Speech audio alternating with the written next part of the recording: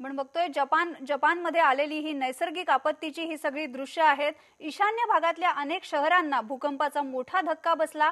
या भूकंपाची तीव्रता खूपच जोरदार होती। 8.9 रिश्टर स्केल एवढी या भूकंपाची तीव्रता होती आणि या भूकंपानंतर जपानला सुनामीचा सुद्धा जोरदार तडाखा बसला। कारण हा जो भूकंप आहे हा समुद्रामध्ये झाला। समुद्रामध्ये जेव्हा एवढ्या तीव्रतेचा भूकंप होतो तेव्हा अशा सुनामीच्या लाटा जवळच्या शहरांमध्ये घुसतात आणि जपानमध्ये सुद्धा तेच झालंय। जपानच्या सगळ्या शहरांमध्ये आपण बघतोय सुनामीचं पाणी घुसलेलं आहे। यामध्ये सगळ्यात जो केंद्रबिंदू होता भूकंपाच्या जवळचा तो सेंदई बंदर जे जपानचं आहे ईशान्य भागातलं, हे सेंदई बंदर पूर्णपणे पाण्याखाली गेलंय। सुनामीमुळे आतापर्यंत 32 जणांचा मृत्यू झालेला आहे, पण आणखी अनेक जणांचा मृत्यू या संकटामध्ये ओढवल्याची भीती व्यक्त होतीये। जपानची राजधानी टोकियो पासून 40 किलोमीटरच्या अंतरावर या भूकंपाचा केंद्रबिंदू होता। मृतांची संख्या आणखी वाढण्याची भीती सुद्धा इथे आहे आणि सगळ्यात महत्त्वाचं म्हणजे आता जपान या नैसर्गिक आपत्तीला तोंड देताना डिझास्टर मॅनेजमेंट आपत्ती व्यवस्थापनाची सगळी कसोटी या देशामध्ये लागणार आहे। 1995 नंतर जपानमध्ये आलेलं हे सगळ्यात मोठं नैसर्गिक संकट आहे। 1995 मध्ये सुद्धा जपानमध्ये अशाच प्रकारचा भूकंप झाला होता आणि भूकंपानंतर सुनामी आली होती। या सगळ्या घटनेनंतर जपानमधल्या सगळ्या सेवा ठप्प झाल्यात। जवळपास 40 लाख घरांचा वीज पुरवठा खंडित करण्यात आलेला आहे। 5 अणुप्रकल्प बंद करण्यात आलेले आहेत सुरक्षेचा उपाय म्हणून। आपण बघतोय की कसा हाहाकार उडालेला आहे जपानमध्ये। जपानमधल्या या हाहाकारानंतर तिथे इमर्जन्सी टास्क फोर्स सुद्धा तैनात करण्यात आलेत। आता आपण ही आगीची दृश्य बघतोय, ही ऑइल रिफायनरीची दृश्य आहेत। सेंदई हे बंदर आहे, त्याच्यामुळे औद्योगिक हा सगळा पट्टा आहे सेंदईचा आणि इथे काही प्रमाणामध्ये आग सुद्धा लागलेली आहे। आता ही आग आटोक्यात आणण्याचे प्रयत्न सुद्धा सुरू आहेत। सगळ्यात महत्त्वाचं म्हणजे जपान जरी आता या सुनामीच्या संकटाला तोंड देत असलं तरी जपानच्या जवळच्या देशांना सुद्धा सतर्कतेचा इशारा देण्यात आलेला आहे। ग्वाम, फिलिपाईन्स, इंडोनेशिया, ऑस्ट्रेलिया आणि रशियाला सुद्धा सुनामीचा धोका आहे असं म्हटलं जातंय, पण भारतासाठी मात्र सुनामीचा धोका नाही। भारताची किनारपट्टी पूर्णपणे सुरक्षित आहे। आपण बघतोय जपान जवळच्या इतर देशांना सुनामीचा धोका आहे। आता तरी जपानमध्येच ही सुनामी धडकलेली आहे, पण कोणत्या देशामध्ये किती वाजता सुनामी धडकण्याची भीती आहे ते आता आपण बघणार आहोत। बघूया आपण या जगाच्या नकाशावर। इंडोनेशिया 4:30 वाजता सुनामी धडकणार आहे अशी भीती होती, पण अजून तरी इंडोनेशियामध्ये असं काही झाल्याची बातमी नाहीये। पुढे आपण बघतोय हैती 6 वाजता हैतीमध्ये सुद्धा या सुनामीच्या लाटा धडकतील अशी शक्यता आहे। हैती या देशाने आताच एका अतिशय घनघोर अशा भयंकर अशा भूकंपाला तोंड दिलेलं आहे। ऑस्ट्रेलियामध्ये रात्री 11:15 वाजता या सुनामीच्या लाटा धडकतील अशी भीती आहे। न्यूझीलंडला सुद्धा सुनामीचा धोका आहे। 10:50 तिथे सुद्धा या लाटा धडकतील अशी शक्यता आहे। बघतोय भूकंपानंतर जपानमध्ये जी काही वाताहत झाली आहे, जनजीवन विस्कळीत झालंय, हा शब्द कदाचित खूप कमी तीव्रतेचा होईल, कारण हे संकट जे आहे नैसर्गिक संकट अतिशय भयानक असं हे संकट आहे। आम्ही जपानमध्ये असलेल्या लोकांशी फोनवरून संपर्क साधायचा सुद्धा प्रयत्न केला, पण तिथे सगळ्या फोन सेवा ठप्प झालेल्या आहेत। पण जपानमधले लोक जे आहेत ते फेसबुकवरून सगळ्या जगभराच्या संपर्कात आहेत आणि तिथल्या परिस्थितीची ते कल्पना देत आहेत। जपानमध्ये असलेले संकेत देशपांडे यांनी फेसबुकवरून आम्हाला तिथल्या परिस्थितीविषयी काय माहिती दिली ते बघूया। ते फेसबुकवर लिहित आहेत, हा आजपर्यंतचा आम्ही अनुभवत असलेला सगळ्यात मोठा भूकंप आहे। भूकंपानंतर 3 तास आम्ही अतिशय धक्क्यामध्ये होतो, ट्रॉमामध्ये होतो।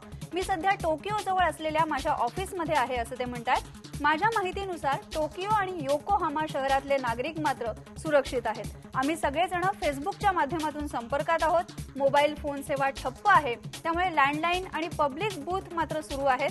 त्यामुळे ज्यांना आपल्या नातेवाईकांना संपर्क साधायचा असेल त्यांनी लँडलाईन नंबरवर संपर्क साधावा असं त्यांनी म्हटलेलं आहे। जपानमधून रेल्वे सेवा बंद आहेत, त्यामुळे बस आणि टॅक्सीसाठी प्रचंड रांगा लागलेल्या आहेत। अर्थातच या नैसर्गिक संकटामध्ये सगळेजण सुरक्षितरित्या आपल्या घरी पोहोचायचा प्रयत्न करणार आहेत। आज मध्यरात्रीपर्यंत इथली रेल्वे सेवा सुरळीत होण्याची शक्यता आहे। रेल्वे कर्मचारी सगळ्या रेल्वे ट्रॅकची पाहणी करतायत, त्यामुळे रेल्वे सेवा सुरू व्हायला थोडासा वेळ लागतोय असं संकेत देशपांडे यांनी आपल्याला जपानमधून सांगितलंय।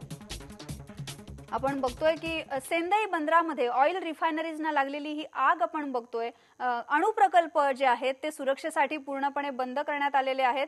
सुनामीचं संकट जे आहे हे काय आहे ते पण आता आपण बघणार आहोत.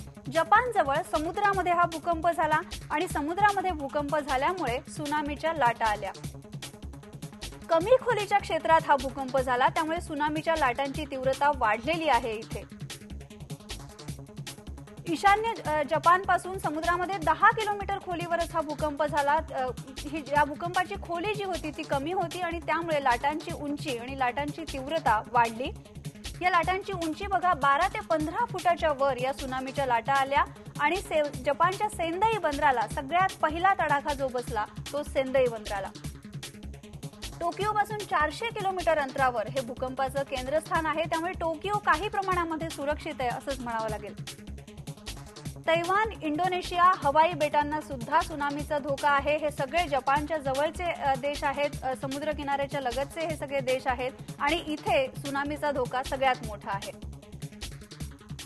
आपण बघतोय जपानमधला ही जी दृश्य आहेत ही CNN जे न्यूज चॅनेल आहे CNN त्यांच्या ब्युरोमधलं, जपानच्या ब्युरोमधली ही दृश्य आहेत. आपण बघतोय की दुपारी हा भूकंपाचा तडाखा बसला. जपानमधल्या सगळ्याच शहरांना या भूकंपाचा धक्का बसला आणि CNNचा जो हा ब्युरो आहे त्या ब्युरोमध्ये कसं सगळं सामान जे आहे ऑफिसमधलं टीव्ही स्क्रीन्स असतील किंवा आणखीन त्यांचं टेलिकास्टचं सगळं साहित्य आहे ते कसं धडधडतंय, खुर्च्या कशा धडधडतायत आपण बघू शकतोय. इतका मोठ्या प्रमाणाचा हा भूकंप होता. 8.9 रिश्टर स्केल एवढी या भूकंपाची तीव्रता होती. समुद्रामध्ये हा भूकंप झाला. टोकियो पासून 400 किलोमीटर अंतरावर समुद्रामध्ये या भूकंपाचं केंद्रस्थान होतं. पण सगळ्या जपानमधल्या शहरांमध्ये या भूकंपाचा कसा धक्का बसला आपण बघतोय. आणि आता आपण बोलणार आहोत मालदीवचे उच्चायुक्त ज्ञानेश्वर मुळे यांनी जे काही सांगितलेलं आहे जपानमधल्या स्थितीबद्दल ते आपण ऐकणार आहोत. ज्ञानेश्वर मुळे याआधी जपानमध्ये भारताचे उच्चायुक्त म्हणून काम करत होते आणि जिथे जिथे हे जे सेंदई बंदर आहे तिथे सुद्धा त्यांनी अनेक वेळा भेट दिलेली आहे आणि जपान अशा नैसर्गिक संकटाला कशा पद्धतीने तोंड देतं हे सुद्धा त्यांनी अनुभवलेलं आहे. ऐकूया आपण ज्ञानेश्वर मुळे काय सांगतात. हा जो भाग आहे जपानच्या उत्तरेकडचा भाग आहे. टोकियो पासून उत्तरेला ज्याला आपण होक्कायडो म्हणतोय उत्तरेकडचा सगळ्यात मोठा प्रदेश आहे. त्याच्या आणि टोकियोच्या मधला भाग आहे हा. याच्या डाव्या बाजूला जर नकाशावरती जर तुम्ही बघितलं तर रशिया जवळ आहे. इनफॅक्ट तुम्ही होक्कायडोहून जर संध्याकाळच्या वेळेस तिथले जे हे आहेत बंदरं वगैरे आहेत तिथून तुम्ही व्यवस्थित व्लादिवोस्तोक हे रशियाचं शहर जे आहे तेही पाहू शकता. आणि ज्या पद्धतीचं नुकसान झालेलं आहे 8.9 मॅग्निट्यूड असं म्हणतायत आणि बऱ्याच ठिकाणी शहरातले वाहनं वगैरे वाहून जाताना दिसलेली मी पाहतोय. त्यामुळे परिस्थिती फार गंभीर दिसते. सोबतच सर जपान भूकंप प्रवण क्षेत्रामध्ये येतो. अनेक भूकंपाचे धक्के असं म्हटलं जातं की वर्षभरात जगभरात जेवढे भूकंप होतात त्याच्या 20% भूकंप जपानमध्ये त्या भूकंपांची नोंद होते. मग यासाठी कशा स्वरूपाची काळजी घेतलेली असते कन्स्ट्रक्शन करताना किंवा एकूणच शहरामध्ये कशा प्रकारची उपाययोजना करून ठेवण्यात आलेल्या असतात? हो बरोबर. बेसिकली मला असं वाटतं की जपानमध्ये प्रत्येक व्यक्तीला मग ते लहान मूल असो किंवा ज्याला थोडंफार समजतं 3-4 वर्षाच्या मुलापासून ते वृद्धापर्यंत प्रत्येकाची एका अर्थानं भूकंप केव्हाही होईल अशी तयारी प्रत्येकाची असते. प्रत्येकाच्या घरात त्याच्यासाठी लागणारं तुम्ही ज्याला शिरस्त्राण म्हणतो ते किंवा लाईफ जॅकेट ज्याला म्हणतो ते आणि पाण्याची बाटली त्याच्यानंतर बॅटरी अशा प्रकारची ज्या लगेच ताबडतोब ज्याला इमर्जन्सी किट म्हणतो ते प्रत्येकाच्या घरात तयार असतं आणि प्रत्येक व्यक्तीला ते घरात कुठे आहे याची कल्पना असते. याच्याशिवाय प्रत्येकाच्या घरामध्ये फायर फायटिंगचं छोटं जे इन्स्ट्रुमेंट असतं अग्निशमनाचं तेही ठेवलेलं असतं. त्यामुळे अवेअरनेस ज्याला म्हणतो तो नसल्यामुळे होणारं नुकसान जपानमध्ये टाळता येतं पूर्णपणे.